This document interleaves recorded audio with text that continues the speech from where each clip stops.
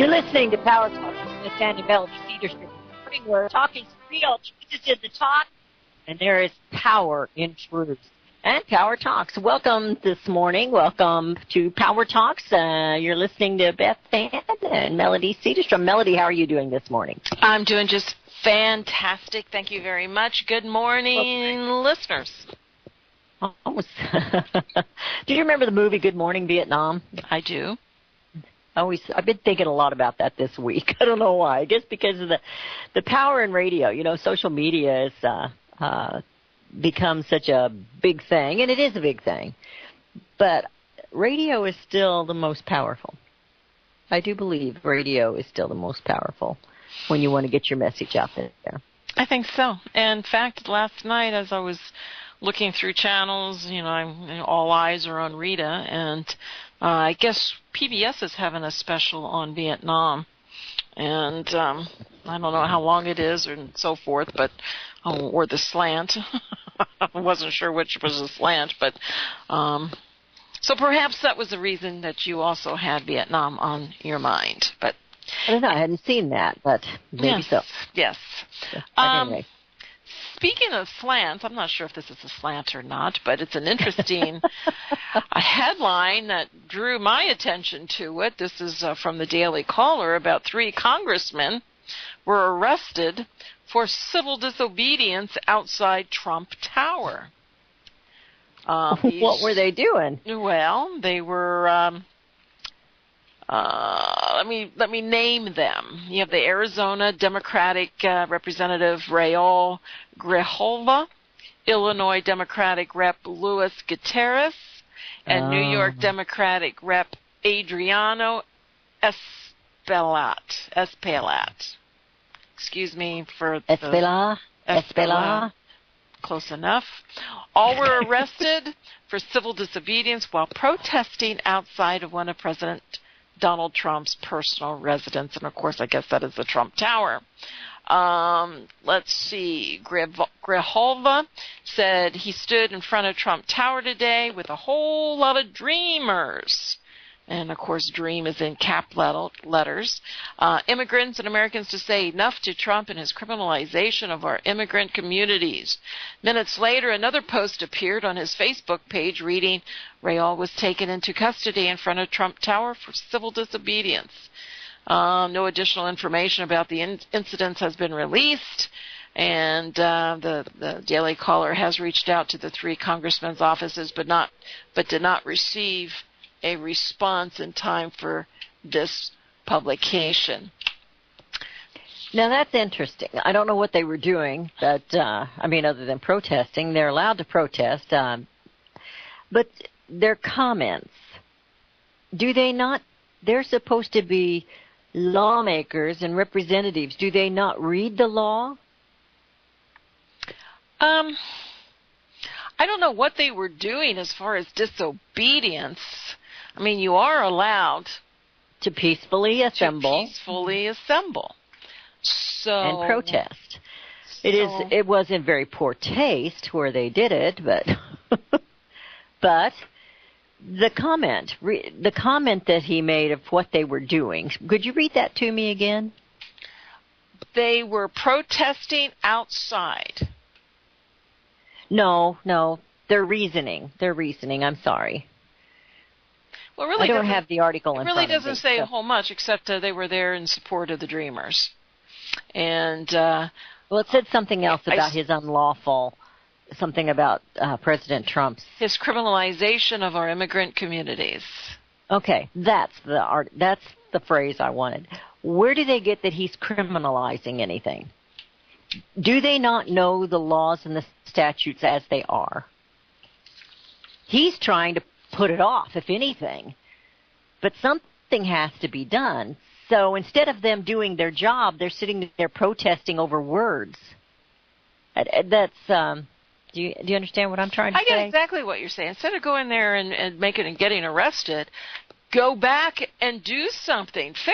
Go back and address the situation. Absolutely. Do your job. Instead of putting your face out there in front of the camera to get attention, go do your job. I don't know how the taxpayers of Rhode Island are feeling, but the Rhode Island state, is going to cover the $495 application fee for all DACA recipients who are eligible to reapply to the program before it ends. We're not going to allow $495 to stand in the way of our neighbors' dreams. This is from the Governor Gina Raimondo, a Democrat. Earlier this month, we all know about the administration decided to terminate. They have Trump. It was a temporary thing anyway. Deal. I don't understand why these people can't. So they're putting it all on Trump and making him the bad guy. He does take the fall for a lot of things that really, he's just the one that's going to have to deal with them. It's coming from administrations, not just the Obama administrations, but several administrations before him, and he's stuck with dealing with it. Mm-hmm. And nobody likes to deal with issues. I had to pay bills. I don't like paying bills, but I got to do it. You got to pay the piper.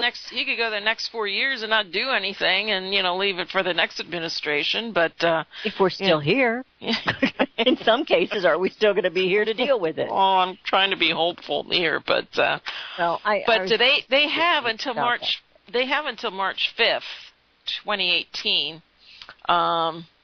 before their permits expire. But the Rhode Island is the first state to cover renewal fees for the residents, and there's about 1,200 Rhode Island residents are DACA recipients.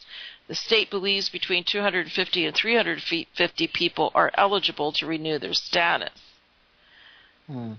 So far, more than $170,000 has been collected from local and national donors to bankroll the initiative.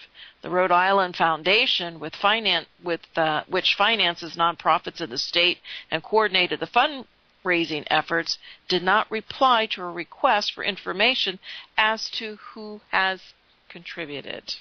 Of course not. Well, I go back to the article that we shared yesterday and how they were chanting and screaming, "We undocumented youth demand." And then they would say one thing, and then they'd say another, and they just kept chanting, "We undocumented youth demand." Well, what is it? Well, we know what they want, but they don't really have the right to. That's what, if my kids were telling me they demand this or that, I would have been smacked.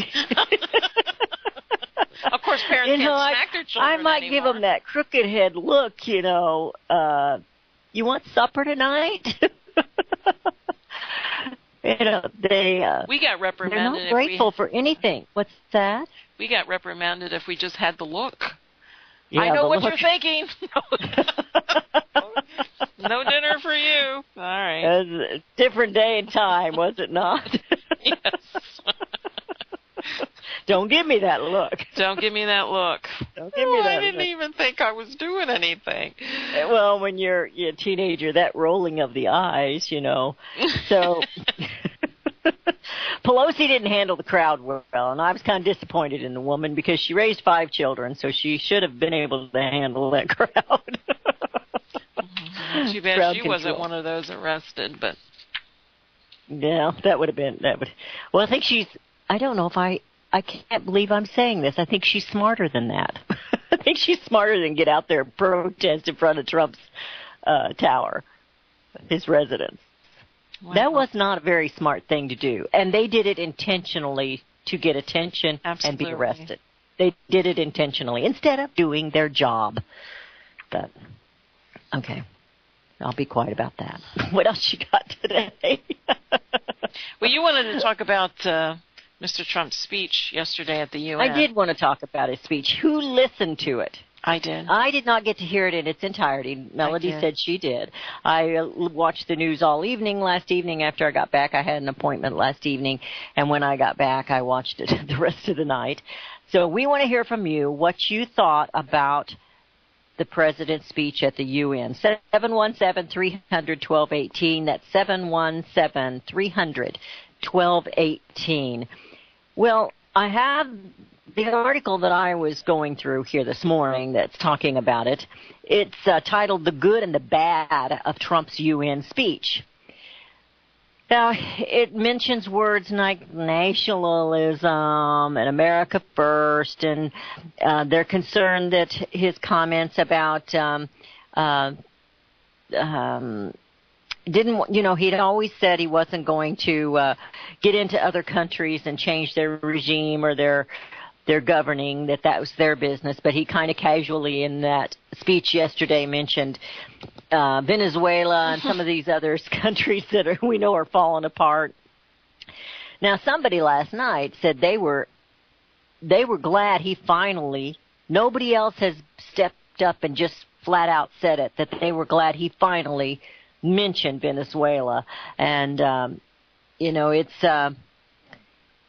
I thought what I heard from the others, and of course the one, station I was listening to are all the positive ones, that just thought it was the best speech ever given at the UN. Most time, and they admitted this, most of the time people ignore those speeches given at the UN. They're dry and boring, and this one was not. Now, according to this article, like I said, they're concerned that he is going to follow what the United States has been doing in the past many decades, where we've gone in and tried to take care of other regimes that are not going so well. And, of course, he campaigned against that. But what I listened to last night, one of those that was analyzing it said he not only spoke up for sovereignty for the United States, but for every nation. So while we can be global together, we don't have to be globalists. Your nation comes first. If you're the president of such and such nation, your nation and your people come first to you. But he says, I'm the, he didn't say this, I'm saying, this is my paraphrase, the president of the United States of America, and America is going to come first, and we're going to take care of America. And so, anyway, I don't feel like he promotes, they mentioned in here, what do you call it, isolationist. I don't think he's an isolationist. He's too much of a businessman to be an isolationist. But I do believe he wants to put America first. I hope that's what he wants to do. And, of course, those who really appreciated that yesterday, they talked about the American exceptionalism and how he spoke out about, he didn't use that word, I don't think, but how he spoke out for America and spoke up for America. Some of them did not like, and I guess the left went crazy. I didn't see all their rant and raving. I thought it was typical of President Donald Trump, and I kind of liked it, but I'm kind of a smart aleck sometimes. But he referred to Kim Jong-un as Rocket Man. And I thought, that's how he's behaving, And so I want to hear from the listeners what they thought about the speech. I think it probably had some good points and bad points. Obviously, they all do. But I did not get to hear it in its entirety, so I'm reading about it and listening to everyone else. I heard snippets of it. But well, number one, our relationship with the UN is not going to change. That's not going. I mean, I agree. Granted, I'm not a fan of the UN. I mean, certainly not a fan of the UN, and I mean, we could, make a UN program in itself. Oh yeah. But we can't even do that because we're heading into a break. So I guess I'll have to continue when we're finished. Well, I will say that the listeners, the journalists or whatever, the hosts that I was listening to and their guests said that he put the UN on notice. Well. 717-300-1218. What do you think? Did you listen to President Donald Trump's speech? I was hoping to get a script of it, and I didn't find that when I was hurriedly going through things today. 717-300-1218. You're listening to Power Talks with Melody and Beth Ann in the morning, and we will be. Hear it first on FirstAmendmentRadio.com and FirstAmendmentRadio.net. Gold and silver is tremendously undervalued. Global demand vastly exceeds mine supply by more than 60% annually. There is little in the financial world more certain than a coming explosion in the prices of gold and silver. The U.S. dollar continues to lose value and respect as the world's reserve currency. Our nation faces challenges on many fronts, and a day doesn't pass without another economist bringing forth warnings of impending economic calamity. There has never been a better time than right now to acquire physical gold and silver. Discount Gold and Silver Trading was founded on the principles of truth and honesty. We believe in providing a quality product, quality service, and most importantly, competitive pricing. We provide all forms of precious metals, including American gold, silver, platinum, and rare investment and circulated coins. Silver bars, rounds, and 90% silver bags are on hand for the silver investor. Gold self-directed IRAs are available. Call Discount Gold and Silver Trading at 1-800-375-4188. Toll free, that's 1-800-375-4188. Visit crosstheborder.org, CROSS, crosstheborder.org, to get your print, EPUB, or PDF version of the book, The Rapture Will Be Canceled. That's crosstheborder.org. I know you all want answers, and believe me, so do I, and I'll do my best to get them. Despite Nicolas Cage's promise to do his best to get left behind rapture answers for us, don't hold your breath. Not everyone believes Left Behind is true prophecy. Some may even regard as conspiratorial the mainstream re-release of the Left Behind movie with actor Nicolas Cage portraying the main character as an attempt to further reinforce in the minds of all this perception of false prophecy in order to condition the masses for the play about to begin. If you want true Bible prophecy answers, get the book, The Rapture Will Be Canceled. The author exposes the Latin rapture origin, the 7-year tribulation deception, true Bible revelation of Daniel's 70 weeks, the abomination of desolation, the restrainer, America in the Revelation, the image of the beast and the mark of the beast, and the truth about God's chosen people, and so much more about Bible prophecy. This book will shatter the left behind paradigm of future events. Get the book, The Rapture Will Be Canceled.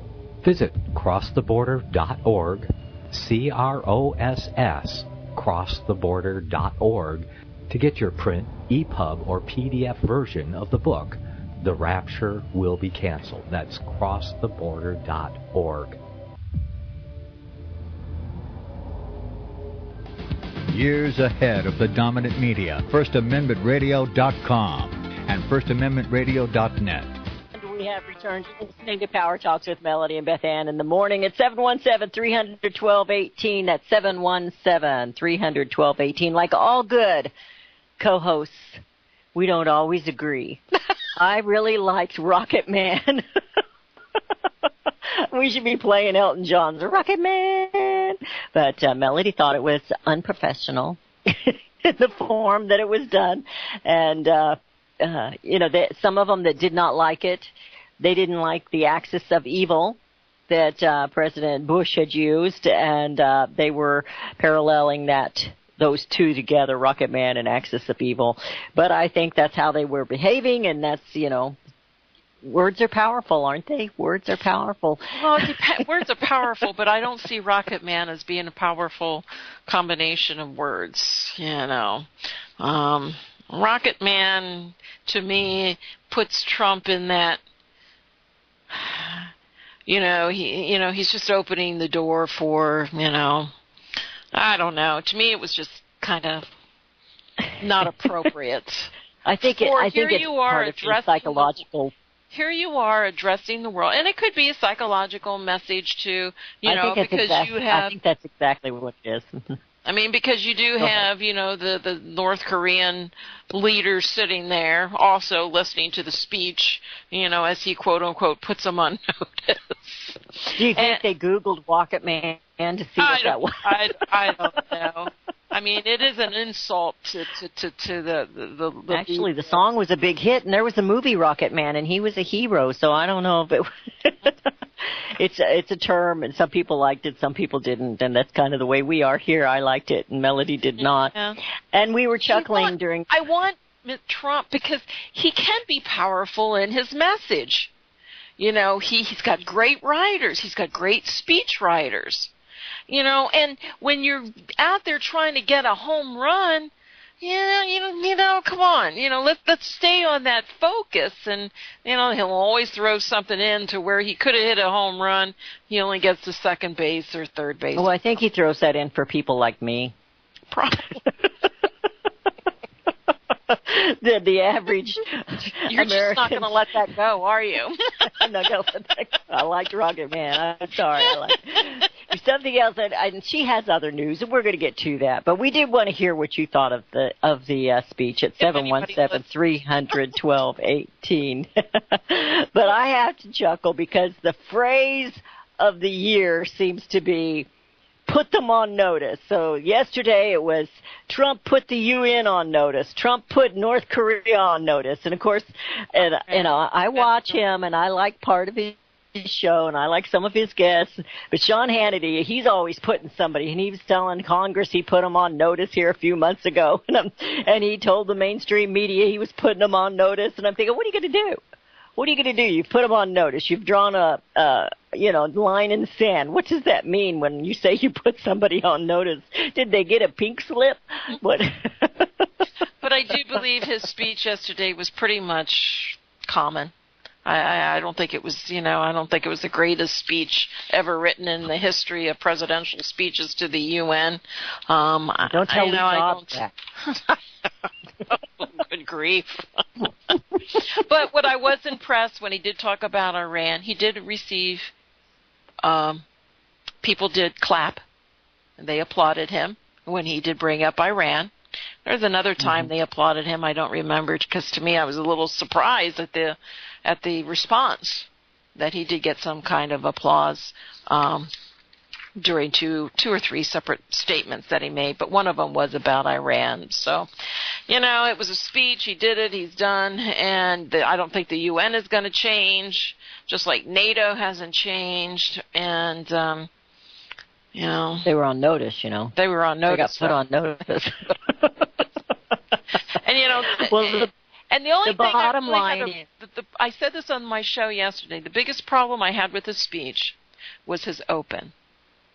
He talked about stock markets hitting record highs. He talked about our jobs coming into this country, that we have the lowest unemployment ever. And I guess there was some other economic news. And it's just, and like we're doing great as this country. And that bothered me. He needs to take a drive through rural America.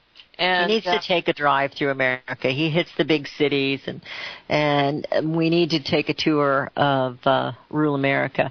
Well, you made a comment when we were talking before the show, and I said, that's kind of how this article leaves it, and it's a good article. It talks the negative and the positive as how different ones were seeing it, and it's a decent article. It's just 2 pages long, but the very last line is, and I think we have to say this on everything, only his future actions will clarify the president's ambiguous message to the UN. Mm-hmm. When we see what really happens when you put them on notice, only the actions come. So we'll just have to see. I like I said, I didn't get to see this speech in its entirety. I saw little snippets here and there, and listened to what the talking heads had to say about that. It's just like anything else, and I'm not bashing Trump, but I mean, he talks about the principles of national sovereignty, and he's not interested in spreading democracy, but yet he's ready to go into Venezuela. We put sanctions on them and so forth. And it's like, hey, why are you in one statement you're contradicting what you're doing. And here's what he said about We're in 7 wars, okay? And that was what this article was saying as well. That was their biggest fear, and that was the bad. That was the bad they were hearing in the speech. And here's what he said. And I heard people last night saying they were glad somebody finally said this about Venezuela. For decades, the United States has dealt with the migration challenges here in the Western Hemisphere. We have learned that over the long term, uncontrolled migration is deeply unfair to both the sending and the receiving countries. For the sending countries, it reduces domestic pressure to pursue needed and political and economic reform and drains them of the human capital necessary to motivate and implement those reforms. For the receiving countries, the substantial costs of uncontrolled migration are borne overwhelmingly by low-income citizens whose concerns are often ignored by both media and government. Then he goes on to talk about Venezuela. The problem in Venezuela is not that socialism has been poorly implemented, but that socialism has been faithfully implemented. And so he's connecting those two, at least I think he was, at least according to this article. We can't, and that's what we have, the left, the Democrat Party is pushing socialism. And in these cities, in these states that are completely run now by the Democrat Party, pretty much, we see them falling apart. We see what's happening. I know you've got some things there on Chicago. We see what's happening. We've seen what's going on in St. Louis. Kevin Jackson was talking about that. He's from St. Louis. It's been run by the Democrats, and look what happened. We're losing the jobs out of it. People don't want to be here. The socialistic policies that they just keep pushing, and we can see what's happened in Venezuela. And do we look any different in some days, when we're having the rioting and things that are going on in different parts of the United States? So anyway, somebody had said, and I can't remember who it was, a female, it said he finally said that about Venezuela. Nobody else has been willing to say it out loud. But so he hit on the immigration issue, and he hit on the Venezuela, and they seem to think that was positive last night, although they at the end, it depends on what his policies actually do. What's he going to do with DACA? What's he going to do with the wall? What's he going to do? Are we going to go in and try to save the day in Venezuela? I don't think we should. No. And of course he says he's starving his people, and that's exactly what's going on. That's socialism. What I disagree was we even put sanctions on Venezuela recently, and I disagree with that. Why make it more difficult? The people are the ones who suffer. Yeah, people are the ones who suffer, so just stay out of it, period. But we have oil interests in there and so forth. So, we gotta do something for you have Goldman Sachs that are going in there and bought bonds, for Lord's sakes. Oh yeah. You said that. And so, we gotta protect Goldman Sachs to some degree. And it's just, and that's why I just get a little discouraged, not discouraged, but, I sort of see through things more than, because everybody talks a great game, but then when you start looking behind the scenes and you start looking in the dugout and things like that, it's like, it's just pretty much the same as it is. Different face, different clothing, but it's still the same. Maybe it's not as bad today, but it's still the same. Just and it's so we take what we can get, I suppose. There was an old preacher around here. He's no longer with us, but one of his infamous sermons around here was, "You can talk the talk, but can you walk the walk?" I hate what's going on in Venezuela, but it's up to those people. It's up to the people of Venezuela to put an end to it, just like we did. It wasn't pretty, but it's up to the people, and I'm fearing that that's where we're at again, and I'm not sure we've got enough people that want freedom and liberty to put a stop to it. Because a lot of people don't understand what freedom and liberty really is anymore. It's because they're spoiled. They're absolutely spoiled. Well, speaking of Chicago, they're broke. They're bankrupt. They have unpaid bills to the tune of $16 billion for the first time, as they're trying to deal with fallout of an unprecedented 2 straight fiscal years without complete budgets. I think I talked yesterday about Harrisburg. Friday they couldn't make their Medicaid payments. Monday they couldn't make their pension payments because they don't have a budget. And as of last night, I don't think they still had one. But back to Chicago, this bill backlog is growing despite the enactment of a fiscal 2018 spending plan and income tax increases. It's always the people that pay for their mismanagement of funds, for the programs they've created, and just downright fraud to the citizens of Chicago. And Abdon Palash, a spokesman for Democratic State Comptroller Susana Mendolas, she can't say it herself. She has to have a spokesperson. What's that cost us? What is going to take this backlog down is the borrowing. How about cutting? Quit borrowing. So, wow, that's a radical idea. Isn't that a radical idea?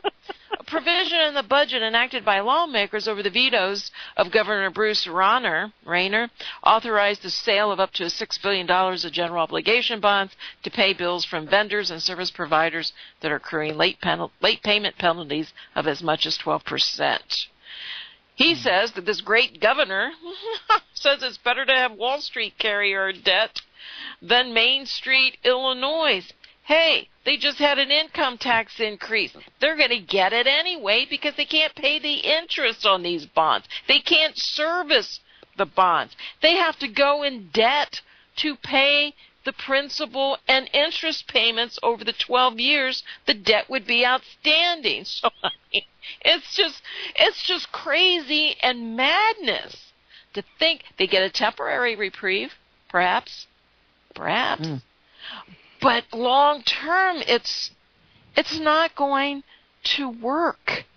It's not going to work. They've come up with roughly $500 million of cuts just to be able to service a bond offering. Just to service a bond offering. So they make cuts so they can service the bonds, but yet how is it really helping their biggest problems? They have, it's Harrisburg's the same problem. You have Dallas with problems with their pensions. I mean, eventually all of these pensions are going to be cut, renegotiated. People are going to lose 50% or more of what they planned on using for their retirements. So these people who have these pensions and so forth, they can just give up their little trips to Italy and to Greece because they're not going to have any money because their little pension plans are going to be cut by 50 to 70%. If they're lucky. Socialism, everything belongs to the government incorporated. And that's where we're heading. Our income tax, our taxes, our fees, our permits, our licenses, all those things are just another tax on the American people. We get broker, DC occupiers get wealthier, and the banks get bigger. It doesn't take a genius to figure out we're on the low end of that totem pole, and we are the peasants now, ruled by King Incorporated and all his little governors. And those are the ones we elect. So if we want to stop it, we've got to stop it at home. You've got to pay attention to who's running in your local communities, whether you're a big community or a small community, your cities, your towns, your counties, and then your state. And it's up to the American people to clean and clear and drain the swamp. We're the ones who keep electing them. And they can't think up enough ways to take your money. And they really don't care if you're working or not. The D.C. occupiers could care less if we became Venezuela. In fact, that's what some of them are rooting for. Sorry. Done now. Well, I was waiting for you to keep going on. There go, girl. Well, my rant rave on my little soapbox.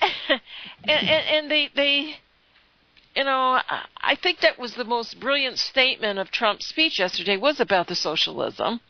And, they cover it up here also. You have Wisconsin's Fox deal. Remember we talked about this a couple, yes, I wanted to hear more about Remember the Foxconn was going into Wisconsin. Yes. I figured this was a thank you to Paul Ryan because it's going into, and this is how it all works, folks.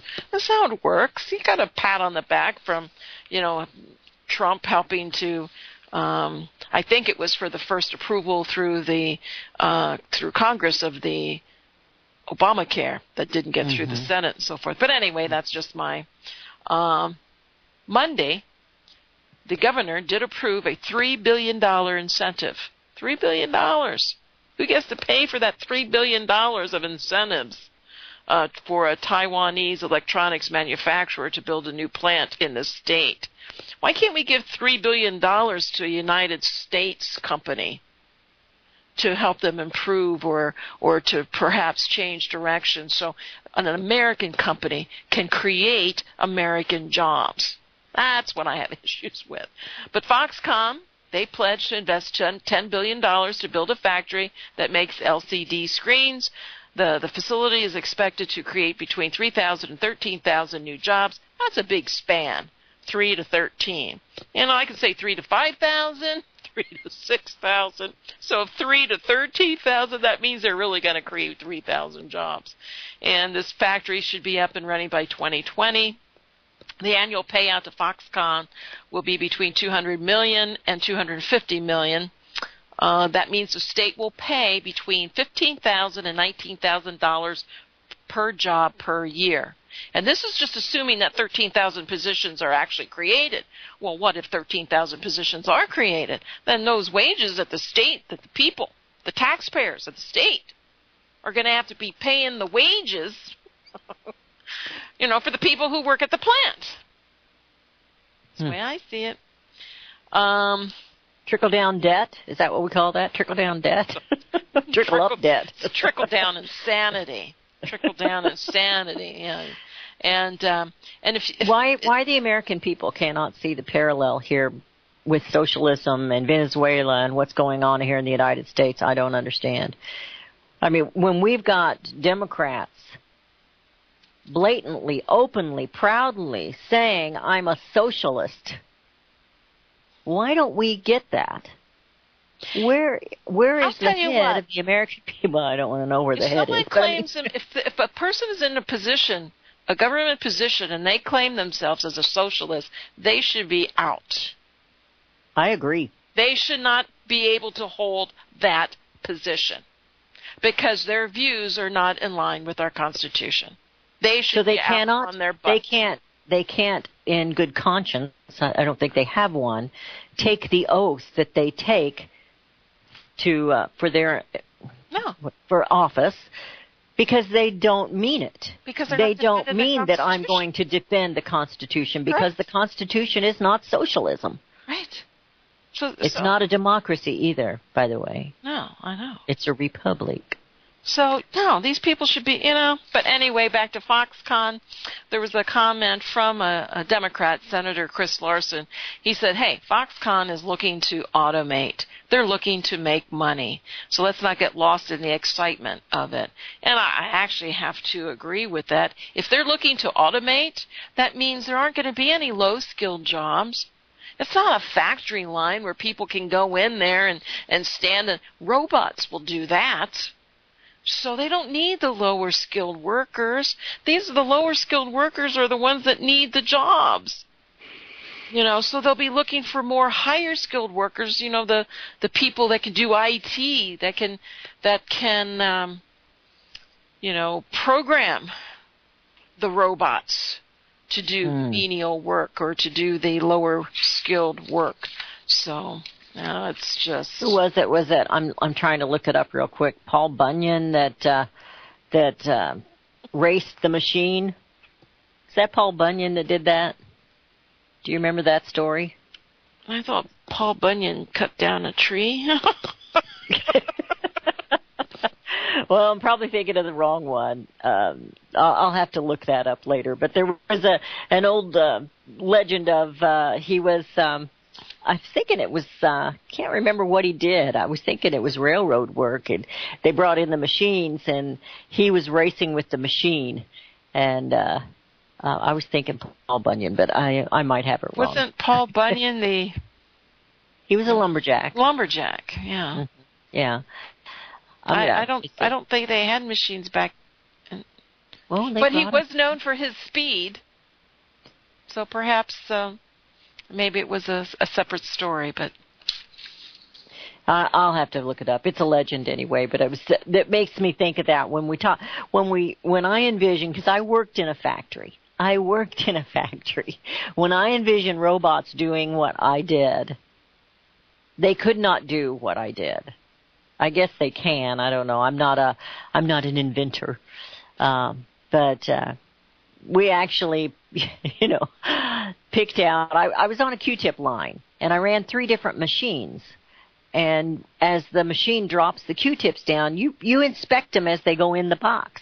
And if there's a bad Q-tip, you throw it out and you put a good one in there. You've got good Q-tips in your hand, and you have to keep doing this. And then each layer gets a different piece of paper put over the top of it. They don't even make them like that anymore. But that was when they were in the cardboard boxes, and each layer had another piece of paper over the top, and they laid real pretty. And if they didn't, you got rejected. And if you had bad Q-tips with fuzzy ends, or they called them tails on the ends that weren't together, you got rejected. So it was up to you to keep that line moving and to put out a good product. Well, I don't understand how a machine could check those as they drop. And, of course, it's probably done totally different now. And that job, I worked at Cheeseboro Ponds. It was Cheeseboro Ponds back then. And Jefferson City, Missouri, I worked on the night shift. That means I worked from 11 to 7 in the morning. And those all went south. And it's no longer Cheeseboro Ponds. It's Unilever. Cheeseboro Ponds made your hand creams and makeup, and they had perfume, and they made spaghetti sauce too. Anyway, so I'm trying to envision how robots can do everything that a man can do, and I was envisioning when they had the challenge there where I was thinking it was Paul Bunyan. I'm going to have to find out who that was. That raced the machine that they brought in, and I think they were putting the spikes in the railroad lines. But anyway, now that I've wasted that 2 or 3 minutes, I apologize. But what are we coming to? When we are turning it all over to robots. I don't even like automated phone calls. I want to talk to somebody. You're listening to Power Talks. We're going into a break. Your calls are welcome, and it's 717-300-1218. That's 717-300-1218. And Melody and Beth Ann will be right back. The Civil War did not end slavery, but it did put over 8 million black and white Southerners into the bondage of poverty. Hear it first on FirstAmendmentRadio.com and FirstAmendmentRadio.net. Since the beginning of time, kings have sought it, nations have fought for it. It has been traded, it has been borrowed, it has been purchased, it has been stolen. There's a reason for it. To secure the blessings of liberty to ourselves and to our posterity. Invest with the security of gold and silver. Call Discount Gold and Silver Trading at 1-800-375-4188 or visit discountgoldandsilvertrading.net. Listen to Financial Survival with your host Melody Cedarstrom right here on FirstAmendmentRadio.com at 4 p.m. Eastern or 1 p.m. Pacific Time. Visit discountgoldandsilvertrading.net or call Discount Gold and Silver Trading at 1-800-375-4188. Toll free 1-800-375-4188.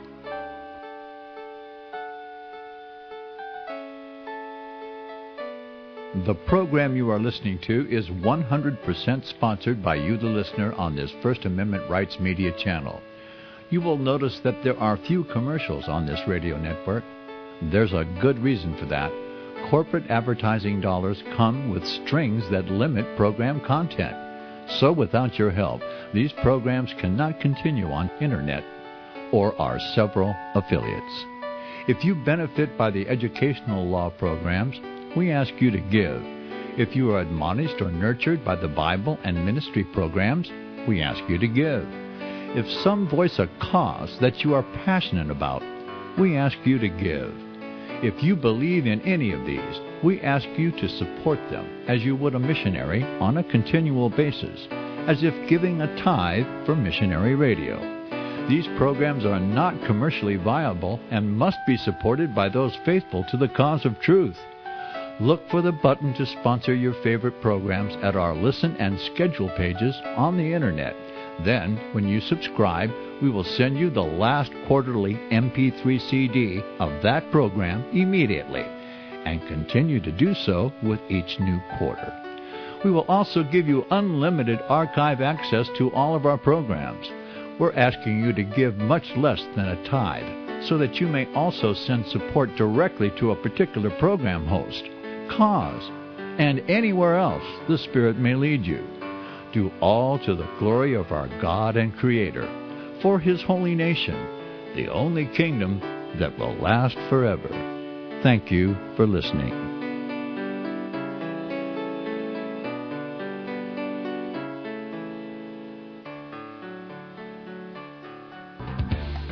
Hear it first on FirstAmendmentRadio.com and FirstAmendmentRadio.net.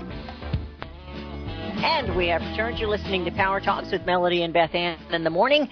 We're going to give the number out again. We are in the final segment of the show, 717-300-1218. We do have a caller, but Melody's going to give her special first. I do have a little special today. These are 1 ounce American Silver Eagles.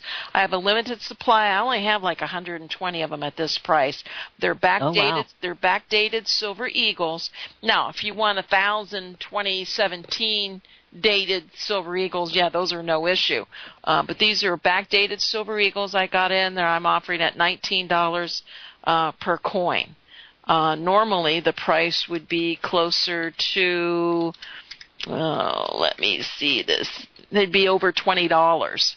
So you're saving about $1 per ounce. So it really is a great buy. You can buy 100 or 120 of them. But they have to give us a call. They're going to go fast. 1-800-375-4188. That's 1-800-375-4188.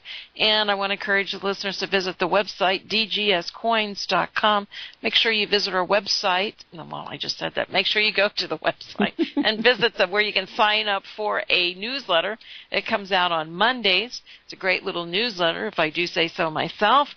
And we thank you for your support. And so those are 1 ounce American Silver Eagles, $19 a piece. All right. Limited supply on that. And also we do have an email address, powertalks@yahoo.com, powertalks@yahoo.com. And I have received letters, and I want to thank those who take the time out to write the letters to Power Talks. You can send it to P.O. Box 276, Berlin, Maryland, 21811. Awesome. We're going to go to the caller. We have Joe in Arkansas. Joe, how are you today? Yeah, I'm all right. And how are you, Beth? We're doing all right. All right. That's good to hear. What's on your mind? Listen, the guy you're thinking of is John Henry, the steel driver. Yeah, I got it. I got it. Thank you. His job was to swing a big sledgehammer. He swung a 15-pound sledgehammer, which is a really big sledgehammer, and his job was to bust up rocks so that they could put the railroad through the mountain. And I've particularly, enjoyed the story of John Henry. I've had a particular love for the story of John Henry because in my own little way here in my own life, I've been something of a John Henry, and I'm not big and strong enough to do that kind of a job, but I learned sign painting back in the 1970s when hand painting was state of the art in sign painting, and I wanted to be a really good sign painter, and I worked hard at it, and people say I'm a good sign painter. But anyway, around 1995, these vinyl stick-on letters, the sign maker computer system came in, and pretty much the whole sign business went around to sticking on vinyl letters instead of painting letters by hand. But I figured, that if I can't be an artist in my work, if I have to stoop to sticking on vinyl letters spit out by a machine, I'm not going to be in the sign business anymore else. I'll find something else to do. So I kept on painting signs by hand. And things were kind of rough and slow for a while there, for about 10, 15 years or so after the Sunmaker computer systems came in. But it seems like in recent years I've been busier than ever, because it seems like a lot of people have now decided that, they like the idea of a good hand-painted sign instead of just those dead-looking vinyl stick-on letters. So I've been extremely busy in the last few years. And so it looks to me like there's, and I understand there's something, a revival of interest now in a lot of crafts and making things by hand, because, there's that saying in physics, to every action there's an equal and opposite reaction.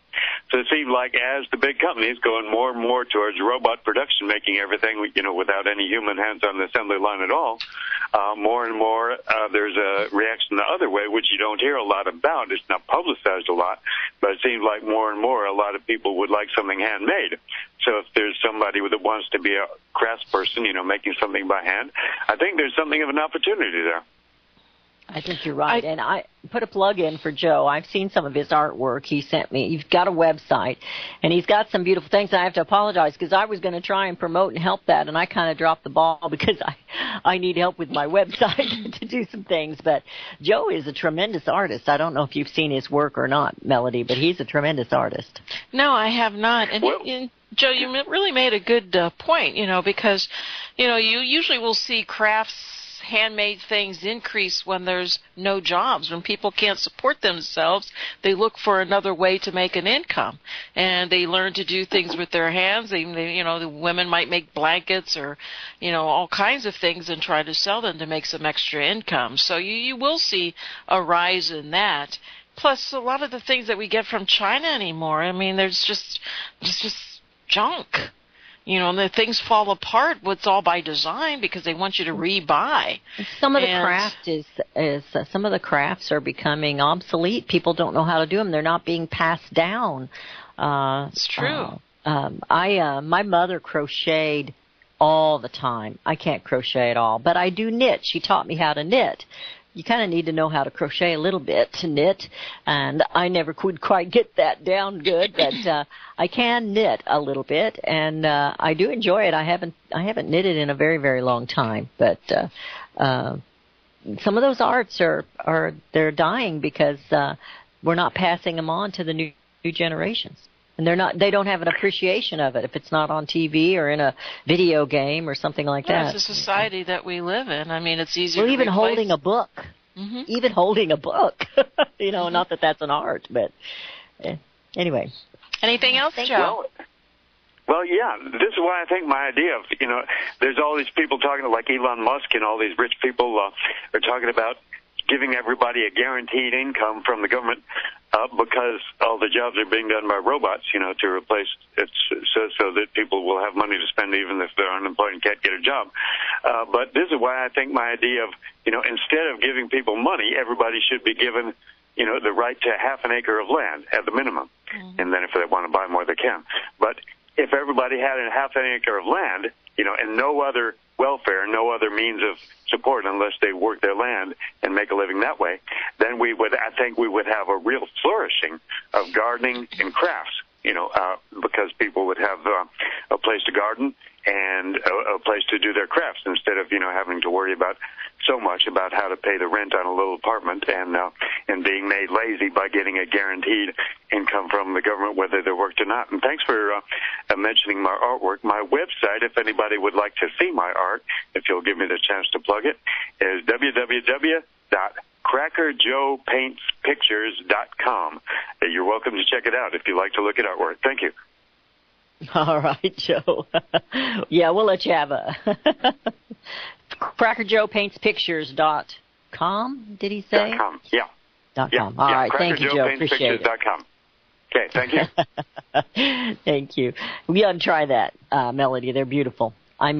Really are beautiful pictures. He does a tremendous job. Very talented. Oh, well, I did just bring it up now. We just have a couple of minutes left of the program, so I thought so she's playing on the computer. Yeah, I'm playing on the computer. But, no, it's beautiful. And, I have a soon-to-be cousin. My cousin's getting married, and she's an artist, and she sells a lot of things on Etsy. She gets a lot of commissions, and her commissions have really increased, during the summers and so forth. She does artistry, she does oils, and her paintings, she'll take a picture. You can send her a picture, and she'll paint the picture, and you can't even tell the difference. I mean, It is just unbelievable, the detail that she has. So they're very, very... Does she have a specialty? Does she do people, or is it mostly she does a lot of she'll do still anything. life? Or? She does any picture someone will send her. She enters into different contests and so forth. She usually will win first, second, or third. I mean, because her detail is it is just really incredible. But she'll paint any picture. But she does do a lot of portraits. All right. She does a lot of portraits, and so I agree with Joe. I mean, talents. People have talents. They need to tap into them, and it's fascinating. And I did see. I'm looking at some of his pictures, and you too, Joe, are very talented. Yes. Just tremendous pictures. Just tremendous, and that talent is something I always wanted. Never had. People say that when I sing, but it's that talent to create something on canvas or even to draw a picture. I watch a granddaughter draw a picture. She wants to she wants to be an artist, she says, and I watch her and it just amazes me. And she's just 10. She's just 10, but we've kind of lost that culture, and we've lost that to take pride in what you do, whether you're standing on a factory line, typing behind a computer, or proofreading. That's a dying art as well. And, there's some things that I don't think the machines will ever replace, and that's that human touch and emotion that you can see in the art of the pictures, or some of the other things that people can do. And I hear the music. We are out of time. Melody, we have a guest tomorrow. We want to mention that real fast. Yes, we do. Rob West from RME Advisors, and he's been working on a book relating to the LIBOR rate fraud, and he has some interesting stories to tell us. And we will be back tomorrow with Rob, Melody, and Beth Ann. Thank you.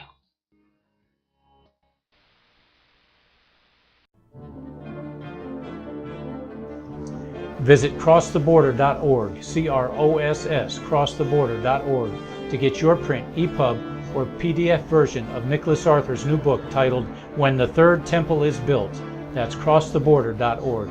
When it comes to prophecy today, much of the evangelical Christian world has their eyes on Israel, waiting and watching to see when the third temple will begin to be built. The plans are drawn. The Jewish people are eager. Most evangelical Christians today believe that the rapture will happen before the third temple is built. Hi, I'm Michael Eugene. I was taught that Daniel's 70th week was in the future. Is that really what the Bible teaches? Have we searched the scriptures and found this to be true? Why is it so important for a re-established Israel to build a third temple in Jerusalem? Is it necessary to build a temple on the same location already occupied by the Dome of the Rock? Is it necessary for sacrifices to take place in the temple on Temple Mount? Is there really a rapture followed by 7 years of tribulation? What is the New Testament temple? Can we identify history and prophecy? Who is the first beast in Revelation chapter 13? Who are the 7 kings in Revelation 17? I have asked all these questions, and I have found Nicholas Arthur's new book, When the Third Temple is Built, answers all these questions and more using Scripture to interpret Scripture. The Bible says that no prophecy of Scripture is of any private interpretation. Nicholas shows us in his new book, When the Third Temple is Built, how the Bible interprets prophecy and not man's private interpretation. Visit crosstheborder.org, CROSS, crosstheborder.org, to get your print, EPUB, or PDF version of Nicholas Arthur's new book titled When the Third Temple is Built. That's crosstheborder.org. The book of Revelation says, the spirit of prophecy is the testimony of Jesus Christ. This is at the very heart of FirstAmendmentRadio.com. In that spirit, we have created the Prophecy Reality News app. for all of your mobile devices. Streaming First Amendment Radio 24 hours a day, 7 days a week. Available for your Apple, Android device, and smartphone absolutely free. Get the Prophecy Reality News app installed today so you can listen to First Amendment Radio wherever you are. The Prophecy Reality News app. Get it now. Since the beginning of time, kings have sought it, nations have fought for it. It has been traded, it has been borrowed, it has been purchased, it has been stolen. There's a reason for it. To secure the blessings of liberty to ourselves and to our posterity. Invest with the security of gold and silver. Call Discount Gold and Silver Trading at 1-800-375-4188 or visit discountgoldandsilvertrading.net. Listen to Financial Survival with your host Melody Cedarstrom right here on FirstAmendmentRadio.com at 4 p.m. Eastern or 1 p.m. Pacific Time. Visit discountgoldandsilvertrading.net or call Discount Gold and Silver Trading at 1-800-375-4188. Toll free 1-800-375-4188.